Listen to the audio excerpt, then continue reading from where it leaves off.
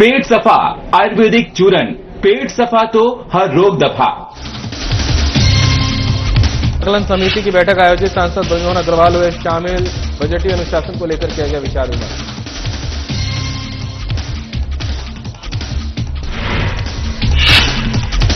कोरबा में सरस्वती साइकिल वितरण कार्यक्रम आयोजित, कैबिनेट मंत्री लखनलाल देवांगन रहे मौजूद। छात्राओं को वितरित की गई साइकिल।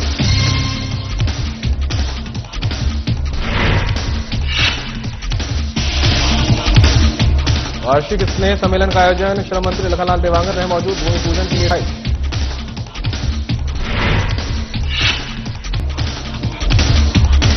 खेल अकादमी में बाईचुंग भूटिया की मेजबानी, खिलाड़ियों को खेलों की तकनीक से कराया अवगत। अनुशासन और निरंतरता की अहमियत पर दिया बल।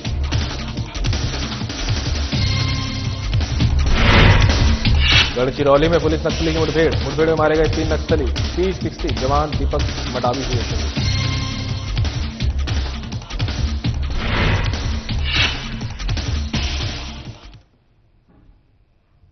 नमस्कार, बुलेटिन लेकर मैं हूं आपका साथ संदीप निरंजन सरकार। खबरों का रुख कर लेते हैं। राज्यपाल रमन डेका ने कहा कि भारत के सभी राज्यों और केंद्र शासित प्रदेशों की पहचान भले ही अलग अलग हो, लेकिन सभी की आत्मा एक भारत में समाहित है। वो आज लोक भवन में आयोजित आंध्र प्रदेश, चंडीगढ़, हरियाणा, पंजाब, झारखंड और नागालैंड के स्थापना दिवस समारोह को संबोधित कर रहे थे। राज्यपाल ने कहा कि केंद्र सरकार के एक भारत श्रेष्ठ भारत कार्यक्रम का उद्देश्य विविधता में एकता की भावना को मजबूत करना है। ऐसे आयोजन आपसी समझ, सांस्कृतिक आदान प्रदान और राष्ट्रीय एकता को सुदृढ़ करते हैं। उन्होंने विभिन्न राज्यों की विशेषताओं का उल्लेख करते हुए कहा कि आंध्र प्रदेश का देश के विकास में महत्वपूर्ण योगदान है। पंजाब वीरों की भूमि है, हरियाणा प्राचीन परंपराओं का केंद्र है, झारखंड खनिज संपदा से समृद्ध है, चंडीगढ़ सुंदर और सुव्यवस्थित है और नागालैंड अपनी समृद्ध जनजातीय संस्कृति और बहादुरी के लिए जाना जाता है। बता दें कि कार्यक्रम में विभिन्न राज्यों के प्रतिनिधियों ने आपसी अपनी संस्कृति और परंपराओं की प्रस्तुति दी।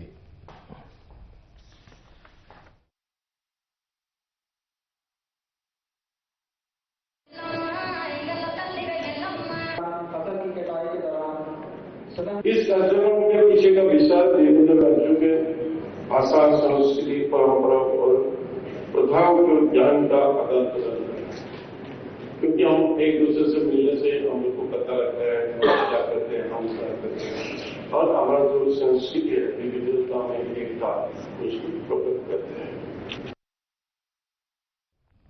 प्रधानमंत्री नरेंद्र मोदी ने संसद में अपने उद्बोधन के दौरान बस्तर का विशेष उल्लेख करते हुए कहा कि जो बस्तर कभी आकांक्षी जिला माना जाता था, आज वो पूरे देश में बस्तर ओलंपिक के नाम से जाना जा रहा है।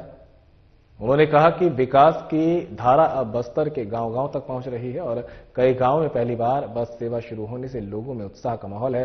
प्रधानमंत्री ने कहा कि पहले पिछड़े माने जाने वाले क्षेत्रों को उपेक्षित कर दिया गया था, लेकिन इस सोच को बदलते हुए योग्य अधिकारियों की तैनाती और ठोस निर्णयों के माध्यम से विकास को गति दी गई, जिसके सकारात्मक परिणाम आज सामने है। प्रधानमंत्री के वक्तव्य पर प्रतिक्रिया देते हुए मुख्यमंत्री विष्णुदेव साय ने कहा कि बस्तर छत्तीसगढ़ का सौभाग्य है और प्राकृतिक रूप से अत्यंत समृद्ध क्षेत्र है। उन्होंने कहा कि प्रधानमंत्री नरेंद्र मोदी और केंद्रीय गृह मंत्री अमित शाह के मार्गदर्शन व संकल्प से बस्तर में नक्सलवाद समाप्ति की ओर है और विकास ने नई रफ्तार पकड़ी है।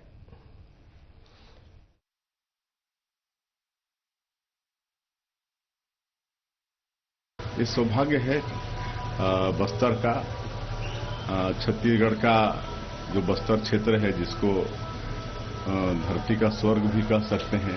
बहुत प्राकृतिक रूप से वो सुंदर है। वहाँ पर अनेकों जलप्रपात हैं, कुटुमसर का गुफा है, वहाँ लंबा चौड़ा अबूझमाड़ का जंगल है, वहाँ का जो धुड़मारास गांव है वो विश्व पर्यटन संस्थान के द्वारा जो 20 बेस्ट विलेज का वर्ल्ड में चयन किया गया, उसमें धुड़मारास का चयन किया गया है। तो ये सौभाग्य है बस्तर क्षेत्र के लिए। और करीब 4 दशकों तक नक्सलवाद के कारण विकास से अछूता रहा पूरा क्षेत्र, जबकि वो क्षेत्र केरल स्टेट से बड़ा क्षेत्र है। लेकिन अब नक्सलवाद की समाप्ति हो रही है। माननीय प्रधानमंत्री जी, माननीय गृह मंत्री जी का संकल्प, उनकी दृढ़ इच्छा शक्ति कारण और हमारे जवानों के अदम्य साहस के। मुख्यमंत्री विष्णुदेव साय आज दुर्ग और जगदलपुर जिले के प्रवास पर रहे। दुर्ग में महत्वपूर्ण बैठक में शामिल होने के बाद वो जगदलपुर जिले के कुम्हड़ाकोट में शाम 5:25 जनजातीय गौरव वाटिका का लोकार्पण कार्यक्रम में शामिल हुए। साथ ही वो सर्किट हाउस जगदलपुर में शासन की विभिन्न योजनाओं के हितग्राहियों से उन्होंने संवाद किया।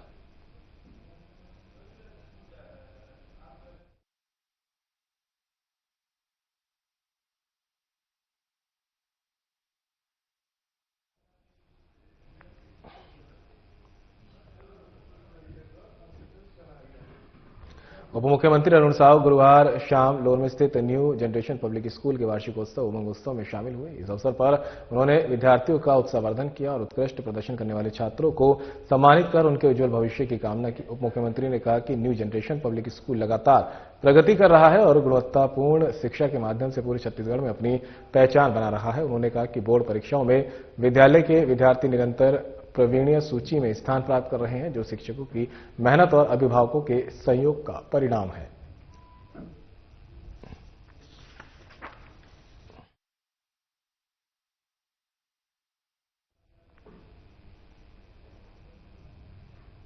बीजेपी प्रदेश कार्यालय कुशाभाऊ ठाकरे परिसर में गुरुवार को आयोजित सहयोग केंद्र में कैबिनेट मंत्री लखनलाल देवांगन ने कार्यकर्ताओं से भेंट कर उनके आवेदनों का निराकरण किया। इस दौरान विभिन्न विषयों से जुड़े 36 आवेदन प्राप्त हुए, जिनमें से अधिकांश का तत्काल समाधान किया गया। सहयोग केंद्र में लगभग 100 कार्यकर्ता पहुंचे और अपनी समस्याओं व मांगों को मंत्री के सामने रखा। मंत्री ने संबंधित अधिकारियों को आवश्यक निर्देश देते हुए शीघ्र निराकरण सुनिश्चित करने को कहा है।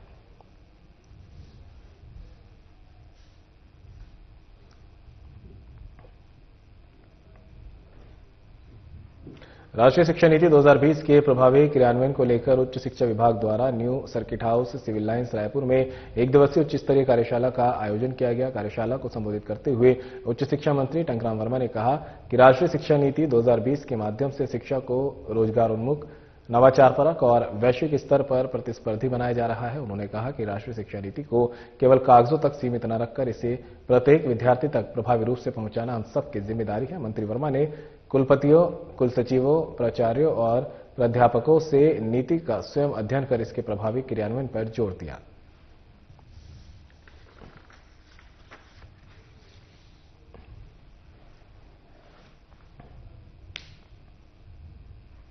भारतीय जनता पार्टी के प्रदेश प्रवक्ता डॉक्टर विजय शंकर मिश्रा ने मुख्यमंत्री कन्या विवाह कार्यक्रम को लेकर कांग्रेस द्वारा आयोजित प्रेस कॉन्फ्रेंस को तथ्यों से परे और राजनीति से प्रेरित बताते हुए तीखा प्रहार किया है। डॉक्टर विजय मिश्रा ने कहा कि कांग्रेस बिना अध्ययन किए अनर्गल प्रलाप करने की आदी हो चुकी है और मुख्यमंत्री कन्या विवाह योजना जैसे पवित्र कार्यक्रम पर झूठे आरोप लगाकर प्रदेश की बहन बेटियों के भविष्य के साथ खिलवाड़ कर रही है। बीजेपी प्रदेश प्रवक्ता ने शुक्रवार को यहां एकात्म परिसर स्थित बीजेपी कार्यालय में आहूत प्रेस ब्रीफ में कहा कि कांग्रेस ने गुरुवार को जो प्रेस कॉन्फ्रेंस की उसमें प्रस्तुत किए गए दस्तावेजों में कोई तथ्यात्मक जानकारी नहीं थी।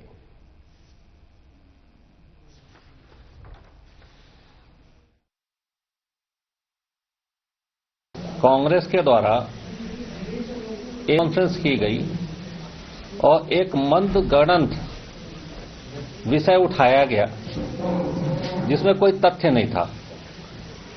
कांग्रेस जो है कोई भी विषय को लेके आ जाती है और सरकार के विरुद्ध एक माहौल बनाने की कोशिश करती है। मैं बार बार कहता हूं कि कांग्रेस के नेताओं को अध्ययन करके आना चाहिए। अध्ययन न करके आने की वजह से वो हमेशा झूठे दस्तावेज या गलत चीज जनता के सामने प्रस्तुत करने की कोशिश करते हैं और बाद में कांग्रेस की ये झूठे कागज या उनकी झूठे बातचीत पकड़ में आ ही जाती है। इसी प्रकार अभी एक विषय इन्होंने कल मुख्यमंत्री कन्या विवाह योजना, जिसका कार्यक्रम जो है 10 फरवरी को माननीय मुख्यमंत्री जी द्वारा उनके उपस्थिति में होना है। इस कार्यक्रम को लेकर अनर्गल आरोप लगाए गए कि महिला बाल विकास विभाग वहां नियमों के अवहेलना करते हुए कुछ कार्य कर रहा है। कांग्रेस के नेता जो कागज लेके आए थे उसमें कोई तथ्यात्मक चीज तो थी ही नहीं। अब मैं आपको जो इस टेंडर के संबंध वो आपको अवगत कराना चाहूंगा। ये सामूहिक योजना जिसमें कि करीब पूरे छत्तीसगढ़ में 6000 जो बालिकाएं या मैं कहूंगा कि अभी युवतियां हैं होगा, उनके लिए ये व्यवस्था बनाई जा रही है। कांग्रेस के जो तथाकथित छत्तीसगढ़ के नेता हैं, उनको किसानों का हित और उसी प्रकार महिलाओं का भी हित कहीं ना कहीं सहन नहीं होता। कांग्रेस के वरिष्ठ नेता धनेंद्र साहू ने राजीव भवन कांग्रेस वार्ता को संबोधित करते हुए कहा कि छत्तीसगढ़ में एसआईआर के नाम पर लाखों मतदाताओं को मताधिकार से वंचित करने की सुनियोजित साजिश चल रही है। प्रक्रिया को जानबूझकर जटिल बनाया गया है, जिसमें विशेषकर गरीब, अल्पसंख्यक, ग्रामीण और बुजुर्ग वर्ग प्रभावित हो रहा है और बड़ी संख्या में मतदाताओं के नाम मतदाता सूची से काटे जा रहे हैं। उन्होंने कहा कि लोकसभा में नेता प्रतिपक्ष राहुल गांधी लगातार वोट चोरी के इस मुद्दे को प्रमाणों के साथ उठा रहे हैं, लेकिन निर्वाचन आयोग और केंद्र सरकार कोई ठोस कार्रवाई नहीं कर रही।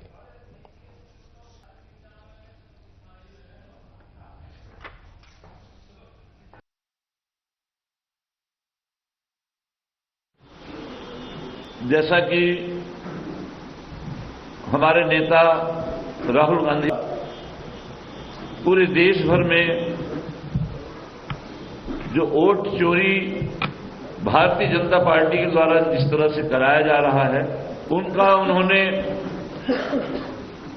अनेक प्रांतों का प्रमाण सहित इस घटनाओं को प्रस्तुत किया, चाहे वो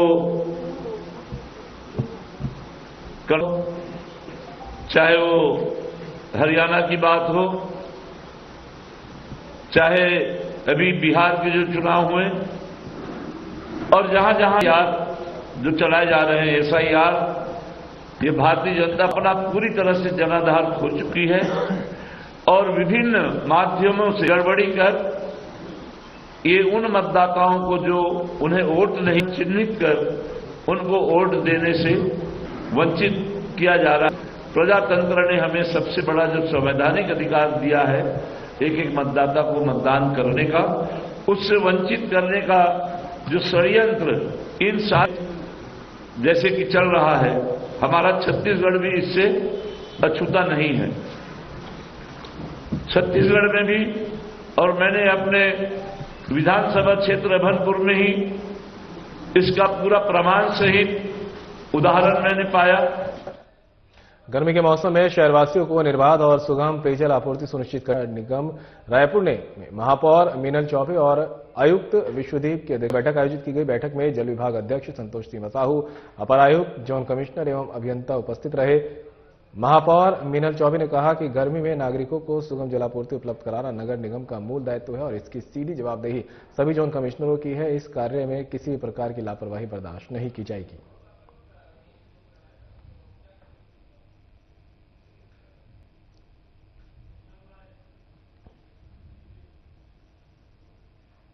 रायपुर सांसद ब्रजमोहन अग्रवाल के दिल्ली स्थित आवास पर केंद्रीय शिक्षा मंत्री धर्मेंद्र प्रधान, केंद्रीय युवा एवं खेल मंत्री मनसुख मंडाविया समेत कई वरिष्ठ नेता और सांसद विभिन्न राजनीतिक मुद्दों पर सकारात्मक चर्चा के लिए शामिल हुए।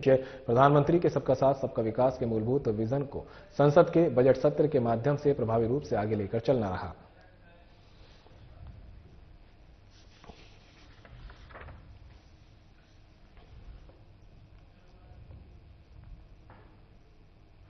कोरबा जिला के उपनगरीय क्षेत्र बालको में तैलिक विकास समिति द्वारा वार्षिक स्नेह सम्मेलन का आयोजन किया गया, जिसमें कार्यक्रम में के मुख्य अतिथि छत्तीसगढ़ शासन के वाणिज्य उद्योगों और श्रम मंत्री लखनलाल देवांगन रहे। कार्यक्रम की शुरुआत लखनलाल देवांगन ने साहू समाज के आराध्य कुलदेवी भक्त शिरोमणि माता कर्मा के तैलचित्र में पुष्पमाला अर्पित कर की। वहीं देवांगन ने साहू समाज के जीर्णोद्धार के लिए भूमि पूजन के लिए समाज को बधाई प्रेषित करते हुए कहा कि समाज के जहां भी अधिकारी कर्मचारी के रूप में कार्यरत हैं, वो अपने निष्ठा और ईमानदारी के साथ कार्य करते हैं। विनम्रता और सरलता ही समाज की पहचान है। इसके साथ रूप में उपस्थित रहे कोरबा नगर निगम महापौर संजू देवी राजपूत ने कहा कि साहू शक्ति बहुत मजबूत है और पूरे प्रदेश में सबसे ज्यादा जनसंख्या वाला कोई समाज है तो वह साहू समाज है।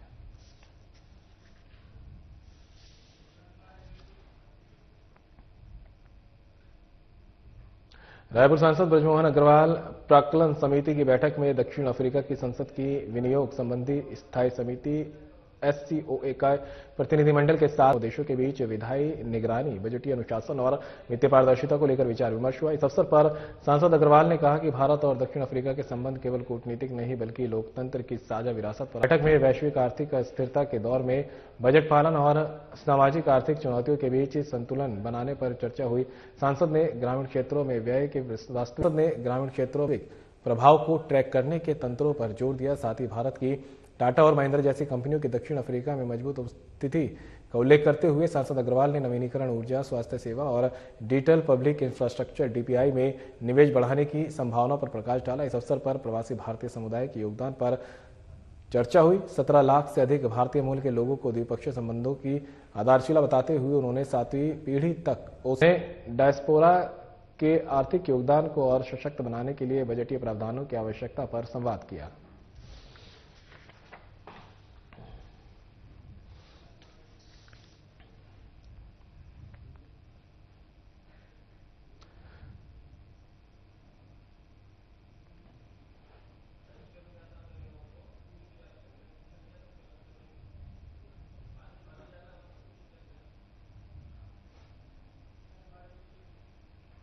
स्वामी आत्मानंद शासकीय उत्कृष्ट हिंदी माध्यम विद्यालय NCDC में कोरबा नगर विधायक छत्तीसगढ़ शासन के कैबिनेट मंत्री लखनलाल देवांगन ने सरस्वती साइकिल योजना अंतर्गत छात्राओं को साइकिल वितरित की। सरस्वती साइकिल वितरण कार्यक्रम में सर्वप्रथम मां सरस्वती के छायाचित्र पर माल्यार्पण और दीप प्रज्वलन कर कार्यक्रम की शुरुआत की गई। इसके दौरान मंत्री देवांगन ने कहा कि सरस्वती साइकिल वितरण योजना के तहत आज स्कूल में छात्राओं को साइकिल वितरण की जा रही है। सभी बच्चे लगन से पढ़ाई करें और अपने विद्यालय नाम रोशन करें। हमारे प्रदेश के मुख्यमंत्री विष्णुदेव साय की सोच है कि शिक्षा के क्षेत्र में लगातार विकास करते हुए छात्र छात्राओं को गुणवत्तापूर्ण शिक्षा प्रदान करें। इसी उद्देश्य के साथ जिले के सभी जर्जर हो चुके शासकीय स्कूलों के नवीन भवन निर्माण को तेजी से कराया जा रहा है। साथ ही स्कूलों में निःशुल्क नाश्ता का प्रदाय किया जा रहा है। मेधावी छात्र छात्राओं को विशेष कोचिंग की सुविधा रायपुर भेजकर उपलब्ध कराई जा रही है।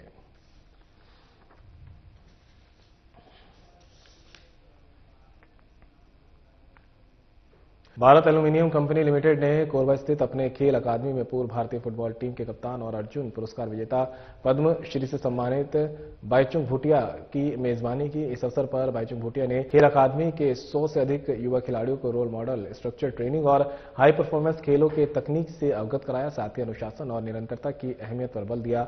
बालकों ने 2024 में फुटबॉल, बास्केटबॉल, वॉलीबॉल और तैराकी में युवा प्रतिभाओं को तराशने के लिए एक रिहायशी और day boarding sports training centre के तौर पर खेल अकादमी शुरू की थी। इस अकादमी को कोरबा म्युनिसिपल कॉर्पोरेशन, खेल एवं युवा कल्याण विभाग कोरबा और बालकों के बीच एक मेमोरेंडम अंडरस्टैंडिंग के जरिए शुरू किया गया था, जो युवाओं के विकास के लिए विविध पक्षों की प्रतिबद्धता को दर्शाता है। विश्व स्तरीय इंफ्रास्ट्रक्चर, NIS प्रमाणित coach, sports science, sports physiotherapy और मेडिकल केयर और दिन में 6 संतुलित आहार देने वाले नए स्ट्रक्चर्ड न्यूट्रिशन प्रोग्राम से लैस ये अकादमी अभी कोरबा, दुर्ग, बिलासपुर और रायपुर के 100 खिलाड़ियों को प्रशिक्षण दे रही है।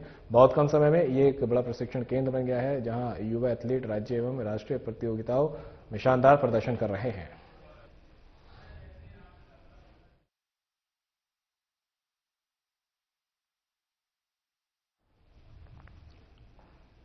चिरमिरी अंजन माइंस प्राइवेट लिमिटेड द्वारा दक्षिण पूर्वी चिरमिरी कोलफील्ड क्षेत्र में प्रस्तावित अंजल हिल्स कोयला खदान के लिए जनसुनवाई संपन्न हुई। ये परियोजना कोल इंडिया लिमिटेड की सहायक company south eastern coalfields limited SECL के चिरमिरी क्षेत्र अंतर्गत लगभग 388.261 हेक्टेयर क्षेत्र में प्रस्तावित है। जनसुनवाई का आयोजन ग्राम बुगबुकी जनपद पंचायत खंडगवा में किया गया है, जिसमें प्रशासन और संबंधित विभागों के वरिष्ठ अधिकारी उपस्थित रहे। कार्यक्रम पर कलेक्टर अनिल सिदार, पर्यावरण जलवायु संरक्षण अधिकारी शैलेश पिस्दा, अनुविभागीय अधिकारी ब्रजेंद्र सारथी और सब एरिया मैनेजर मनीष सिंह सहित अन्य अधिकारी मौजूद थे। जनसुनवाई के दौरान स्थानीय जनप्रतिनिधियों ने परियोजना का समर्थन व्यक्त किया। वहीं जनपद पंचायत अध्यक्ष प्रिया मेश्राम ने कहा कि क्षेत्रीय विकास के लिए खदान का खुलासा स्वागत योग्य कदम है।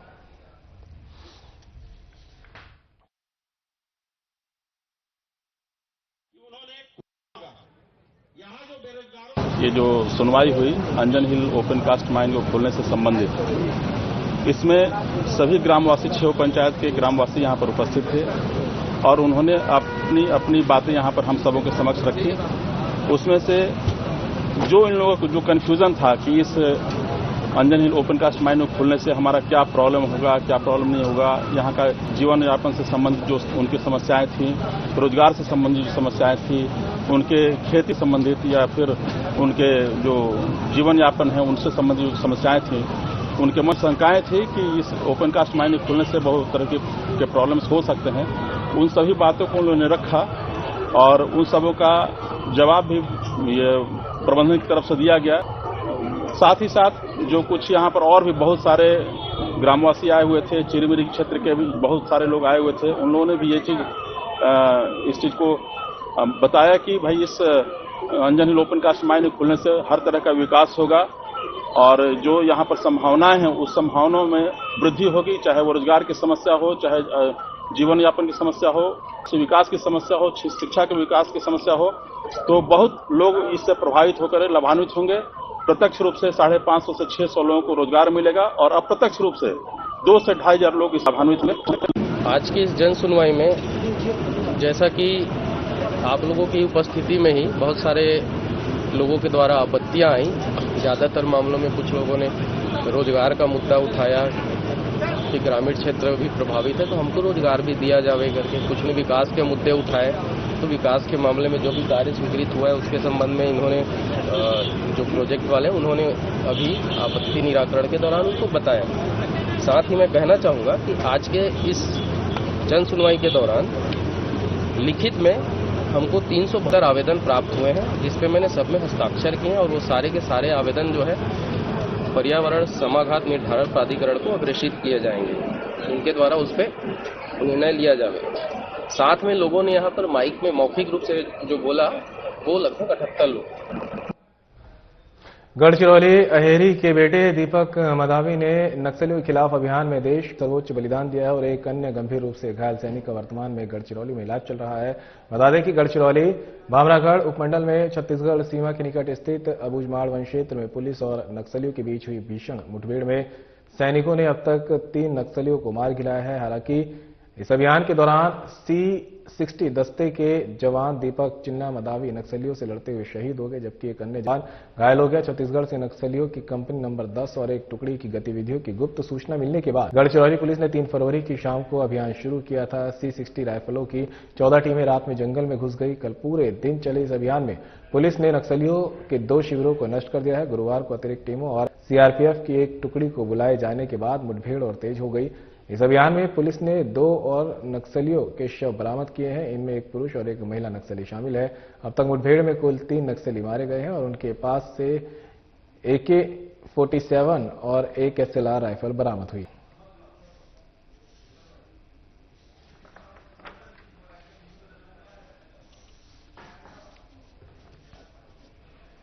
फिलहाल इस बुलेटिन में मेरे साथ इतना ही, दीजिए इजाजत, नमस्कार।